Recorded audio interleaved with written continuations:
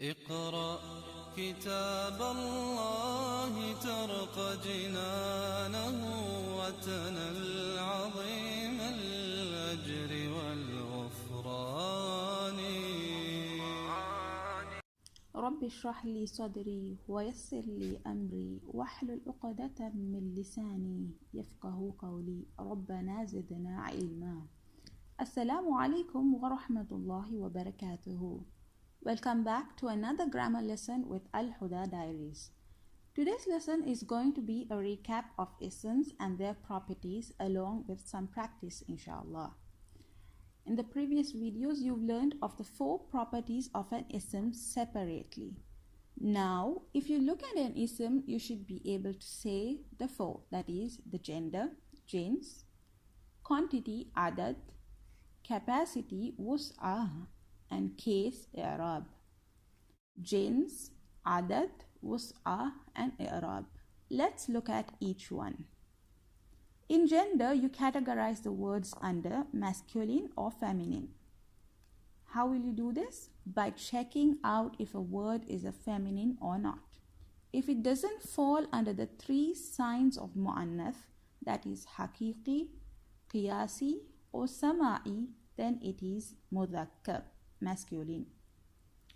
Then under quantity, you put the words according to whether it is singular, dual, or plural. Wahid, tathniya, or jam. Singular words end with a tanween, dual words with ani or aini. Masculine plurals ends with una or ina.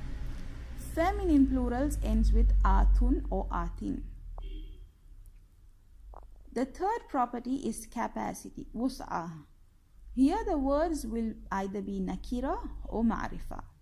Generally, ma'rifa words would be recognized by the presence of al, but there are other types of it as well, like ism alam, ism mawsul, ism ishara, ism damir, and ism munada.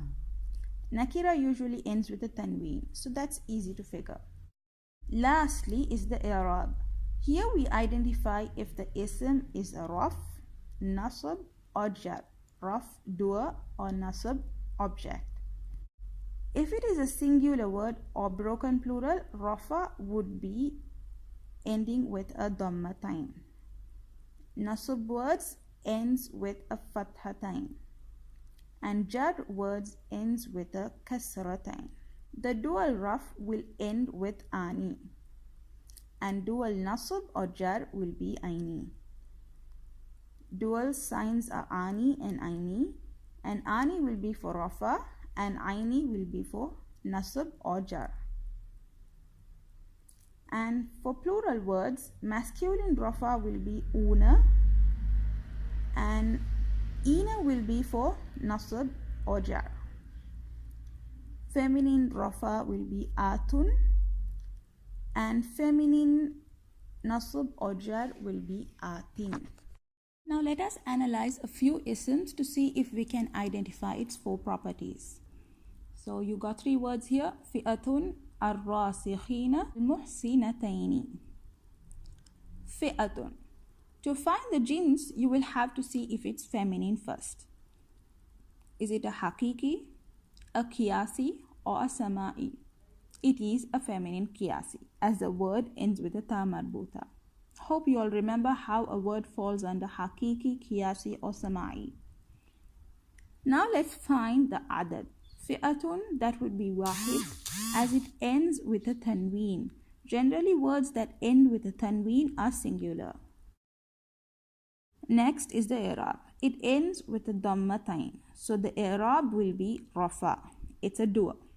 If you go back to the table shown earlier, you would see that singular rafa word ends with a dhammatain. And lastly, the wus'ah will be nakira, non-specific, as it ends with a tanween. So fi'atun is feminine, singular, rafa, nakira. There you got your 4 properties. And look at how much information you can get from just one word. Let us analyze ar-rasikhina. The jins of this word will be masculine, as there is no indication of feminine. It doesn't fall under qiyasi, sama'i or haqiqi. The quantity will be jam. Any words that ends with una or ina sound is a plural.